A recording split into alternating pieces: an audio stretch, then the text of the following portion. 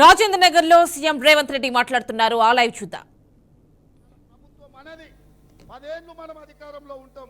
ఈ 10 ఏళ్లు చేవెళ్ల పార్లమెంట్ అభివృద్ధి జరగాలంటే కేంద్రంలో రంజిత్ రెడ్డి నాకు తోడుగా ఉండాలి, మీ సమస్యల మీద మాట్లాడాలి.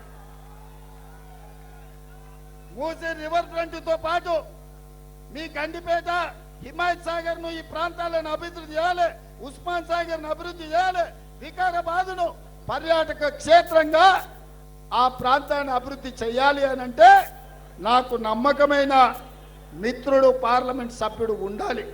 అందుకే సోదరులారా, ఇవాళ డాక్టర్ రంజిత్ రెడ్డిని కాంగ్రెస్ పార్టీ పక్షాన సోనియా మహమ్మద్ తీసుకొని ఇవాళ మీ ముందుకు తీసుకొచ్చిన. ఇవాళ రంజిత్ రెడ్డి కాకుండా ఇంకెవరికైనా ఓటేస్తే పానకంలో పుడకలాక తయారవుతారు, కాళ్ళల్లో కట్టెబెట్టేటోళ్ళు అవుతారు. మనం అభివృద్ధి చేయాలంటే అభివృద్ధి చేస్తే కాంగ్రెస్ కాడ పేరు వస్తుందో అని అడ్డుకునే ప్రయత్నం చేస్తారు. ఒకవేళ నరేంద్ర మోడీ నిజంగానే చేసేది ఉంటే 10 ఏళ్ల నుంచి ప్రధానమంత్రిగా ఉన్నాడు. మనకు వికార శాటిలైట్ సిటీకి జైపాల్ రెడ్డి గారు 2500 కోట్లు ఇచ్చిండ్రు. అవి ఎందుకు రద్దు చేసిండో మిత్రుడు విశ్వేశ్వరరెడ్డి గారు చెప్పాలి. ఎందుకు ఎంఎంటీఎస్ రైలు ఎయిర్పోర్ట్ పోలేదు, ఎందుకు ఎంఎంటీఎస్ రైలు మీకు చేవెళ్ల వరకు, వికారాబాద్ వరకు రాలేదని నేను అడుగుతున్నా. ఇవాళ వాళ్ళకు ఉపయోగం, చేవెళ్ల ప్రజలకు ఉపయోగం లేదు. అందుకే నేను కూడా వికారాబాద్ జిల్లా నుంచే ఎమ్మెల్యేగా నా 3 మండలాలు ఇవాళ వికారాబాద్ జిల్లాలో ఉన్నాయి.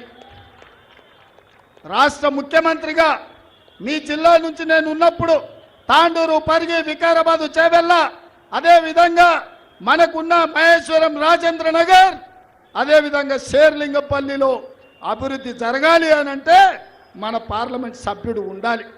మన పార్లమెంట్ సభ్యుడిని గెలిపించండి మిత్రులారా. మీరు అనుకున్న అభివృద్ధి చేసే బాధ్యత నాది. ఎందుకంటే ఇవాళ నాకు పార్లమెంట్ సభ్యుడు నా చేతిలో ఉంటే, నాకు అండగా ఉంటే ఢిల్లీలో అన్ని అనుమతులు ఏడాది తిరిగే కల్లా సాధిస్తా. 1,00,000 కోట్లతోటి మూసీ రివర్ ఫ్రంట్ అభివృద్ధి చేసి మీ భూముల ధరలు, మీ మొత్తం కాలుష్యాన్ని మొత్తం కడిగే బాధ్యత నాది.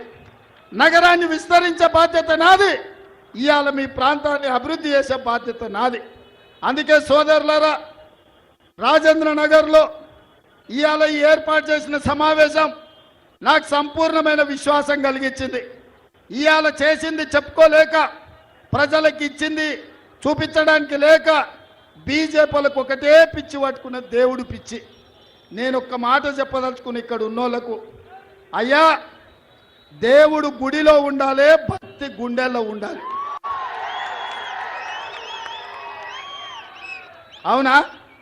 మన తండ్రులు, తాతలు, ముత్తాతలు, వాళ్ళ తండ్రి తాతలు కూడా దేవుళ్ళకు పూజ చేయలేదా? బోనాల పండుగ చేయలేదా? బతుకమ్మ పండుగ చేయలేదా? ఎల్లమ్మకు, మైసమ్మకు, పోసమ్మకు కోడి కొయ్యలేదా? కళ్ళు కొయ్యలేదా మనం? అవునా కాదా? మరి ఇవాళ బీజేపీలు ఇప్పుడే శ్రీరామనవమి కనిపెట్టినట్టు, హనుమాన్ జయంతి వాళ్ళే తయారు చేసినట్టు, ఆ దేవుడి పేరు మీద ఓట్లు అడుక్కొని గుళ్ళో ఉండాల్సిన దేవుణ్ణి వీధుల్లోకి తీసుకొచ్చి పోలింగ్ బూతుల డబ్బాలో ఓట్లు వేయించుకోవాలనే కక్కుర్తి వాళ్ళని చూడండి. అందుకే దేవుడి పేరు మీద, మతం పేరు మీద, భాష పేరు మీద ఎవరు ఓట్లు అడగడానికి వచ్చినా వాళ్ళను పొందబెట్టండి. ఇవాళ మతాలకు, ప్రాంతాలకు, ఇట్లాంటి మతతత్వ విధానాలకు వ్యతిరేకంగా ప్రజలు తీర్పు ఇవ్వాలి. అందుకే నేను మా పెద్దలందరికీ చెప్తున్నా, దేవుడు గుడిలో ఉండాలి, భక్తి గుండెల్లో ఉండాలి. అప్పుడే నిజమైన హిందువు, అప్పుడే నిజమైన హిందూ.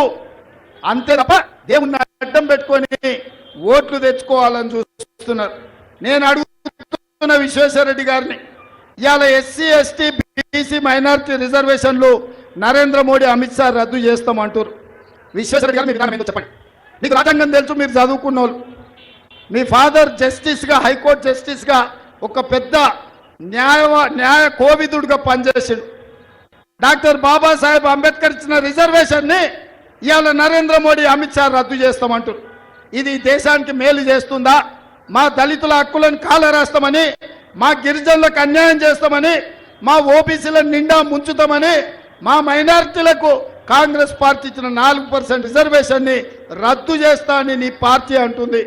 నీ విధానం ఏందని నేను విశ్వేశ్వరరెడ్డి గారిని అడుగుతున్నా.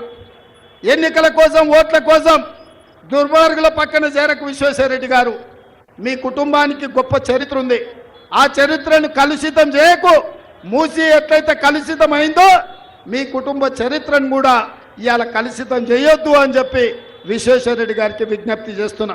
అందుకే మిత్రులారా, మళ్ళీ వస్తా, శేర్లింగంపల్లి వస్తా, మహేశ్వరం వస్తా, చేవెళ్ళ వస్తా, తాండూరు వస్తా, వికారాబాద్ వస్తా, పర్గికి వస్తా, రాష్ట్రం నలుమూలలో తిరుగుతా.